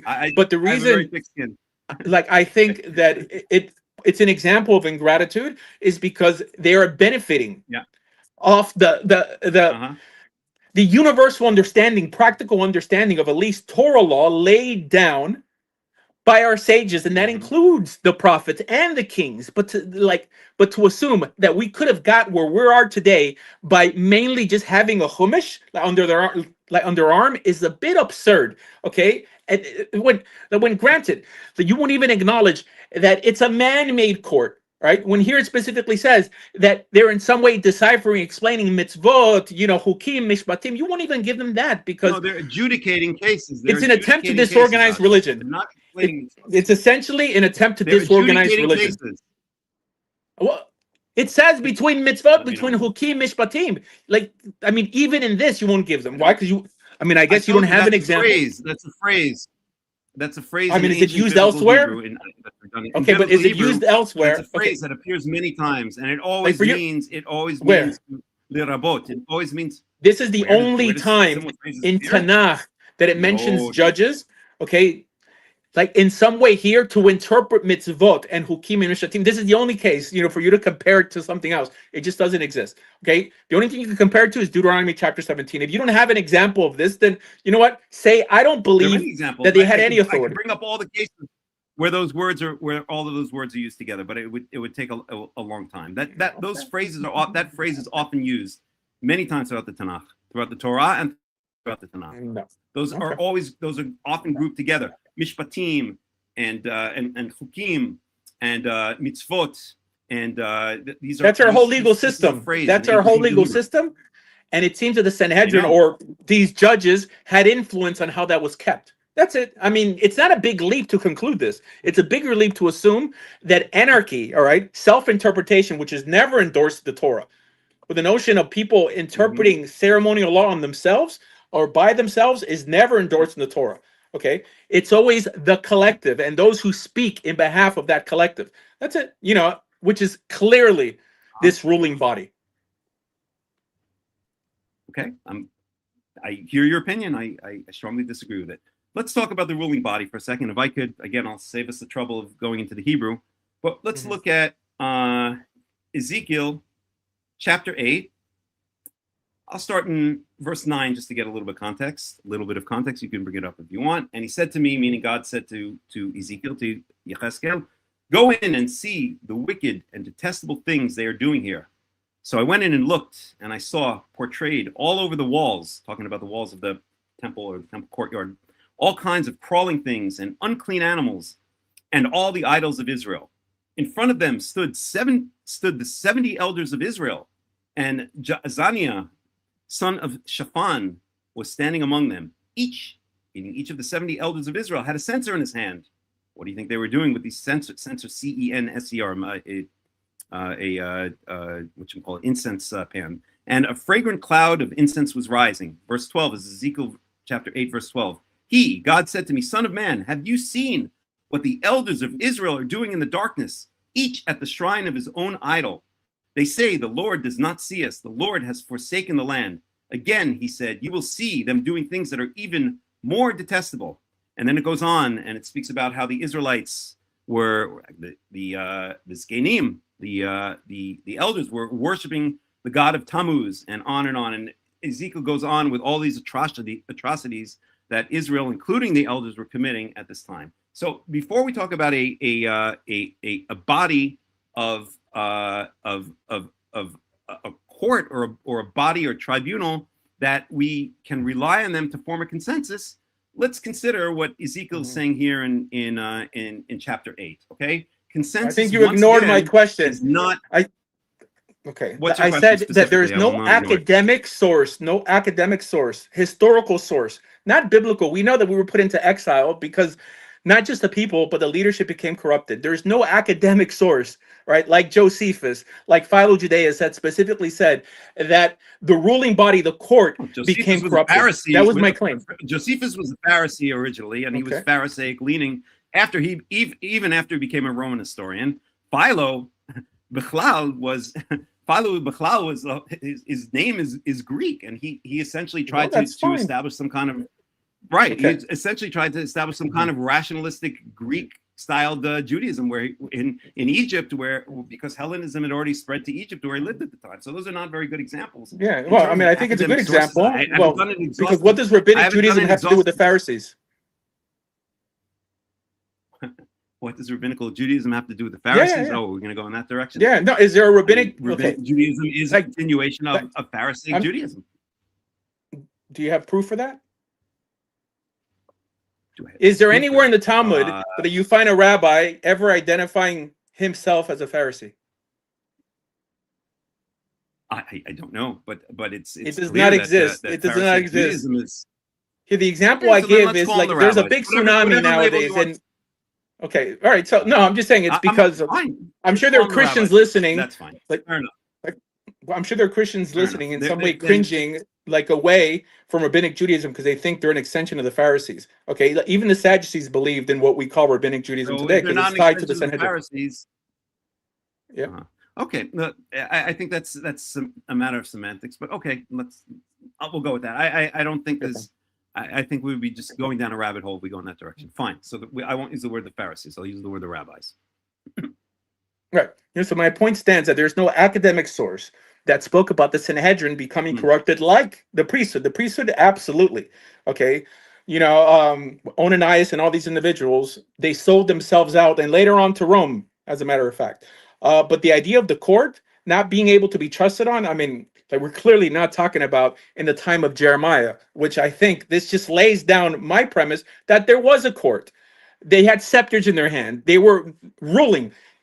Like it didn't say one individual. Like you're saying, who did they steal the scepters from? I'm curious. No. All right, so the scepter is the notion of authority. The scepter right back there. No, okay, so that's fine. But Right, and you even If I concluded grab that. my scepter and go Hold up to on. the Temple Mount next Tuesday or Wednesday, are you gonna listen to my? I'm trying to make you my okay. interpretation I'm of trying Torah to law? understand your statement No, because I you mean, said it's not a scepter in their that the hand. ruling Okay. body that was limited to the shofet, one individual. I mean, here in your Tanakh, it specifically talks about shoftim, right? So, I mean, in Second Chronicles, it talks about shoftim. Yes. So then, Of I course mean, it are you talks in about some way shoftim. taking that statement There was back? a shofet. There was a shofet in the city, and then there was in each of the cities, b'sharecha, on your gates. It's Deuteronomy 17:9, and then there was a head shofet in So you believe in judges then? where the tabernacle / temple was. We're Okay, going in circles at this point. Well, yeah. I'm just trying to clarify like your initial statements. So Orthodox Judaism or rabbinical style Judaism understands that this shofet is personified in the notion of the nasi, which is fine. All right. I mean, I don't think it changes anything, but there was a whole ruling body beneath them that weren't just there like to adjudicate cases between blood and blood. Okay, because again, like, you're not giving any example of like what Tanakh specifically says they were doing, which is interpreting mitzvot. There's no example of such a thing in the Tanakh. Okay, not that so I can find. There are I think the only reasonable cases, conclusion. I think the only reasonable conclusion is any time something appears in Tanakh that does not appear in the Torah, right? That means it was a development of the judges, right? I mean, someone could conclude that in a reasonable manner. We don't see we don't see any examples where judges come along and make new laws. They may make for instance, Second Chronicles explains this. Okay, so in terms of not buying or selling on the Sabbath, for example, right? I mean, nowhere in the Torah does it say that you can't buy or sell on the Sabbath, although like, it appears in the book of Amos. Right. Okay. So I don't think it says buying and selling. It might. Let's look at it. Okay. I think it says selling, but okay. Selling, fine. Okay. I mean, like monetary transactions. Buying and selling. Okay. What? I'm sorry. I personally. Yeah. Okay. Fine. I mean, like financial transactions on the Sabbath. Okay. So you would have to believe that they're adding to the Torah restrictions, or the judges themselves were in some way trying to explain hukim lemishpatim. Right? They're not trying to explain. They're saying what the way that Israel understood, the way that the law already had. But there had to be a consensus for them to conclude that. There had to be a consensus. You understand that Israel, if every Israeli, right, and like we're not the most agreeable people, but it's a consensus based on a top-down hierarchy, not based on a tribunal. That's what I've been trying to say. Okay, well, you believe that in faith. Moses, it's quite hard to run a country like that. I'll tell you that. No, it's quite easy. I think China's doing a lot better than the United States. They have consensus because Xi Jinping lays down the law. The members of the Communist Party, they have a $1 trillion, multi-trillion-dollar surplus with the rest of the world. So they must be doing something right. Right. I personally don't believe in democracy. I think democracy is not appropriate for the nation of Israel, and it's certainly not appropriate for the nation of Israel under a Torah configuration. Anarchy isn't either. No, in terms of like, imagine every Israeli trying to determine the Israeli constitution the way he or she sees fit. We're not the most agreeable people. It would look ridiculous. Then we get back to real politics about how the fact of the matter is we don't have a temple right now. We don't have prophets right now. We don't have Kohanim right now. Levites. We don't have a descendant of King David on the throne. So now what do we do? In the meantime, that's another discussion, but I don't think that's what we're discussing here. No, I think that when God says that He's going to redeem us, we need for now. I don't know, but that's if we believe in a redemption, that we can assume that He's going to redeem us in a uniform manner. If for some reason you, like in Eretz Yisrael, like decided to determine the month in a different way, or do something that does not appear in the Torah in a different way, how could we be keeping Torah in the same manner? How could we be redeemed? So clearly, there's no Sanhedrin nowadays. Right? I'm not even sure how we can reestablish the Sanhedrin. The Rambam gives his opinion. He says, Neri Li, if you do this and that. Okay. The only way we could keep mitzvot in the same manner is by relying on the consensus that at least appears in the Mishnah for the sake of order, but you wouldn't even like extend that much. Right? Okay, well, I mean, I understand, but I think that you're hurting the Jewish people. If more people thought like you, we would have absolutely no religious ceremonial consensus at all. And I would say that if more people felt like me, we would finally throw off this 2,000-year scourge of rabbinical Judaism, and we as a nation would return to the true Torah. The fact of the matter is, if you look around the nation of Israel, here in Israel and around the Jewish world, most people want nothing to do with the rabbis and their Mishnah and their Talmud. Because they're not religious. And their laws. You know what? No, I know what you're about to say, but but it's not true. The reason, in my opinion, that they don't want nothing to do with it is because, and I think actually Rav Kook, this is one of his main ideas, that the Torah of the Galut does not contain the souls of the return of the nation of Israel to the land of Israel. We're something greater now. When God turns his face towards us and ingathers us from the four corners of the earth, we become something greater than we were in the Galut and this rabbinical Judaism, which is essentially a product of the Galut, a product of exile and conquering by foreign nations, just does not hold up for the in the intuitive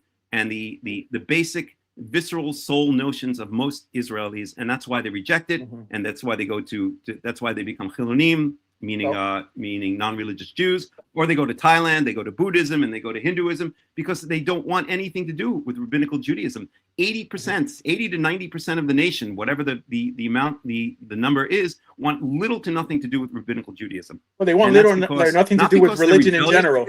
Not because they're rebellious, and not because they hate God, and not because they hate Torah, because they have no idea what it is, because it's been distorted by is it just a coincidence? 2,000 years. That's my Is it just a coincidence that one of the first things Rav Kook did was establish the Rabbanut even before the state? And he was attacked by the rabbis because his goal, hold on. His goal was to reestablish the Sanhedrin. I know. Even the notion of 70 elders. So Rav Kook knew that you could not lead. I'm not a Rav Kook guy. I'm just giving an example. No, that's fine. Yeah, but even Rav Kook understood that you couldn't lead a religious nation without consensus in their religious leaders. So fine, there you go. I mean, I think there's really nothing else for us to speak about. We're just speaking going in circles. I think so. We have irreconcilable differences in this case. Jump the shark, as they say. We're just going in circles now. But I mean, why don't we? I have an idea, Asher. Why don't we each give kind of closing statements without interruption? 5 minutes each, if that works for you. Oh, no, 5 minutes is way too much. I mean, okay, 3 minutes. 2 minutes. Okay, it's fine. 3 minutes is fine. 2 minutes. Okay, fine. 2 minutes is fine. Go ahead. Okay, well, anyways. You want me to go first? Well, I mean, I could go first. All right, go ahead. My premise here is not in any way to deify the words of the rabbis of today, for sure, not of today, or even the ones in the Mishnah, just to speak about the necessity of it and how their claim actually has legs, right? It has a source. And that source is the Torah. I understand that the average Karaite or irreligious or anti-rabbinic Jew will tell you that they made it up from thin air. I'm telling you that Maimonides, as well as many of the Gaonim, they're saying the exact thing I'm saying now, that the Torah requires consensus, and it gave us the body, the structure where that consensus was supposed to come from. And that's what was later called the Sanhedrin. Now, it had many different names throughout Jewish history, emphasizing the notion of a court. That's it. Pure man-made laws that even themselves were sometimes erroneous. In the Talmud, like I mentioned before, Masechet Harayot talks about, also in the Rambam, like Hilchot Shegagot, the errors of this court. They make mistakes. Oops, we made a mistake. Depending on how many people followed that specific ruling, they even had to bring a korban. Okay, if people can't see the practical utilitarian use for that, all right, I think it's something in that person that wants to disorganize religion. And some people just have that essentially like a taiva, just to in some way not to be told what to do, thinking, modern day groups like Antifa or anarchy movements just essentially want to disrupt because they don't want to be guided by force in any specific way. However, it would be impossible for us to keep the Sabbath, to establish months. 90% of what's enjoyed by even Karaite Jews today needed consensus. The Karaite Jews in Eretz Yisrael go by a book called the Seval HaYerusha, the Yoke of Our Inheritance, which is a book of traditions. Right? Everybody knows Karaites in Israel don't eat shawarma. Why not? because the elders, the Chachamim, concluded this X, Y, and Z. We can do that in the Karaite movement, but we can't even pay tribute to those who claim to come from the Sanhedrin that predated Karaite Judaism, by at least 1,000 years, right? It just seems a little absurd, and it seems that Karaite Judaism before the Maimonidean or the understanding of the Gaonim could have tolerated, or could have kept on peddling this idea. But after the fact, after we explained that this is not an attempt to hijack Judaism, but to make it livable, not just in biblical, ancient Israel, but even in the exile. It's there to keep us on the same page. So the bigger war are people who actually try to hijack Judaism and say that you can't understand the Torah at all without the oral law, which is not what I believe. Okay, every ethical portion of the Torah could be understood plainly. However, every ceremonial law cries out for consensus. Let's keep this all in the same manner, and that is quite impossible without a Sanhedrin. Okay, fair enough. Okay, I'll give my concluding statement. So, in opposition to what Asher said, I do not believe in anarchy in Torah and in the nation of Israel. Quite the opposite. I believe there should be an order, a very clear order, but I believe that order should be determined and dictated by the vision of the Torah.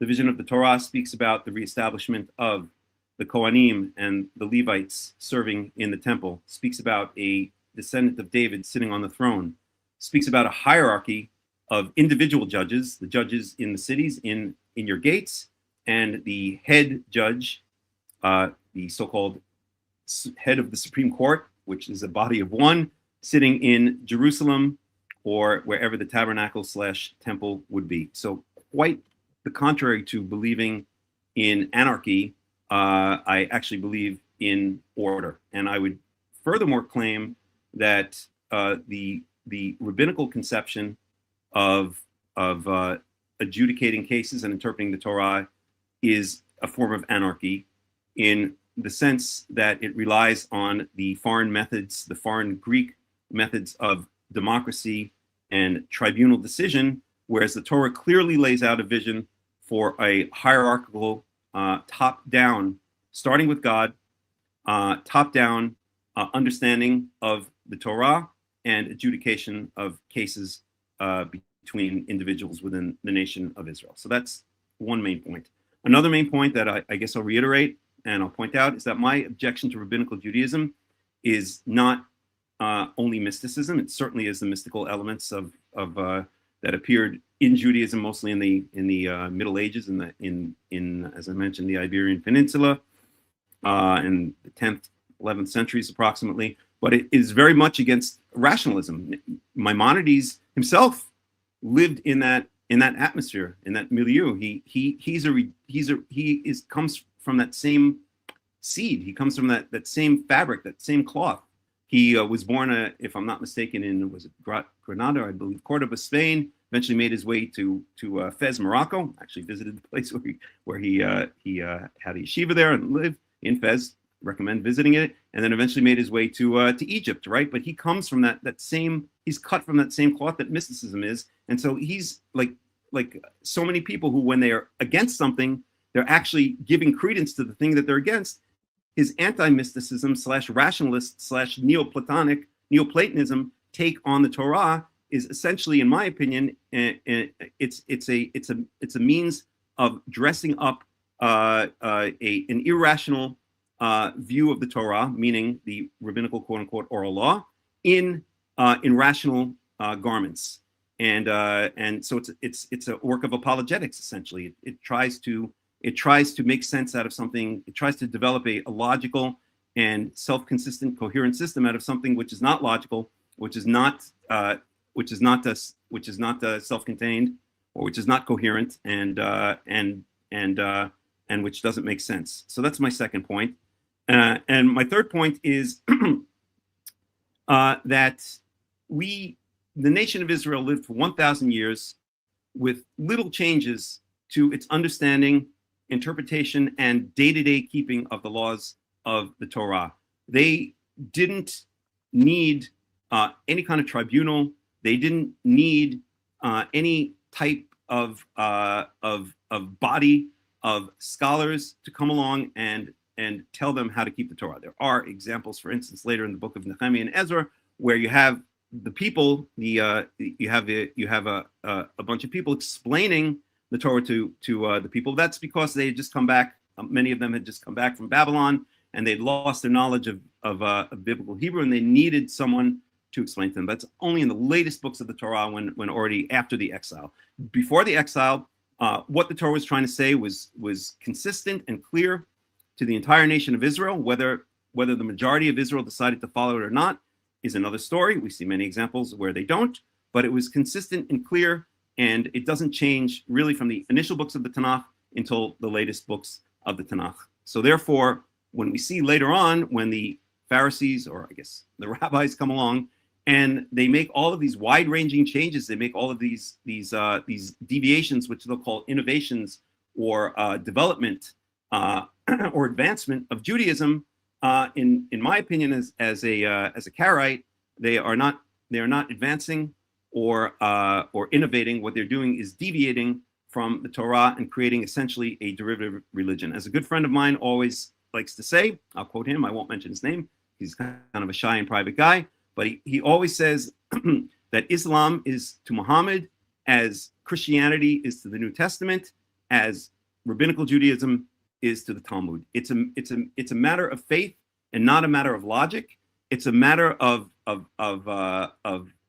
hope and desires, rather than a matter of actually examining the text, the only text that ultimately belongs to our nation from the time that our nation existed as a nation in ancient times, and that is the Tanakh. So Asher mentioned a number of times about faith and about having faith in the Mishnah, having faith in the Sanhedrin. And again, I would say that exactly explains it. Just as a Christian has faith in the New Testament, just as a Muslim has faith that Muhammad was a prophet and transmitted the Quran through the prophet Gabriel, so the rabbinical Jew has faith, but not actual proof, that the Mishnah, the Talmud, and all of the other quote-unquote innovations of rabbinical Judaism are harken back to earlier times. And with that, I'll conclude. Okay, great. Well, thank you. All right, thank you for having me. Asher, it's been interesting, and I appreciate you joining us here. I'll make sure you get all the links so that you can post it wherever you want. And yeah, we'll stay in contact, huh? Okay, thank you. All right, be well. Bye. All right. Shalom, shalom. Be well.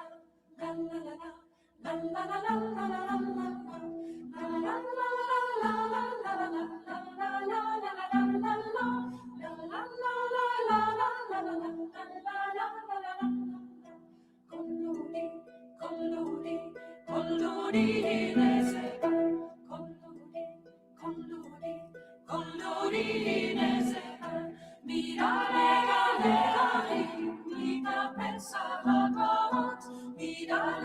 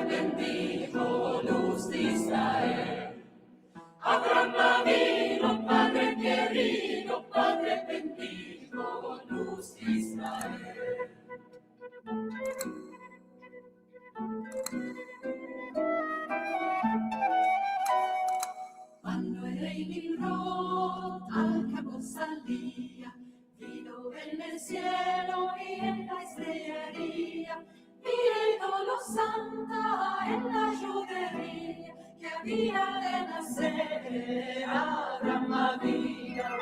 Abraham había, padre querido, padre bendito, luz de Israel. Abraham había, padre querido, padre bendito, luz de Israel.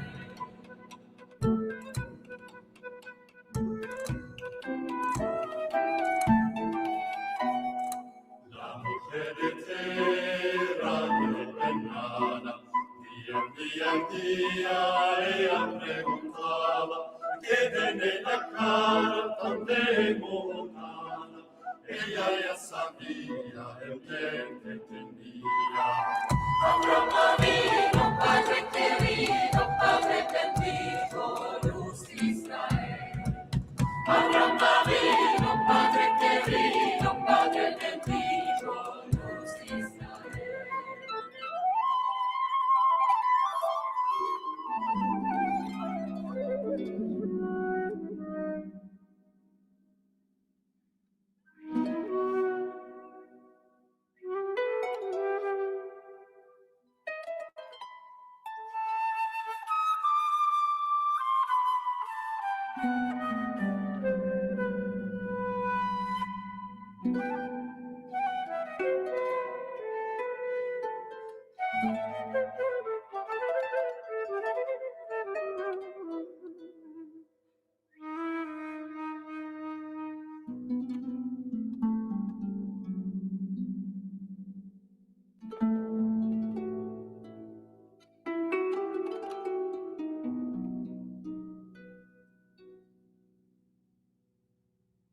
Al fin de los 9 meses Mari quería, iba caminando por campos en viñas, y a su marido no le descubría, topó una mara y parería.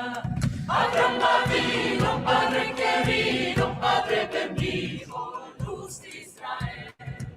Abraham vino, padre querido, padre bendito, luz de Israel. Abraham vino, padre querido, padre bendito, luz de Israel. Abraham vino, padre querido, padre bendito, luz de Israel. Abraham vino, padre querido, padre bendito, luz de Israel.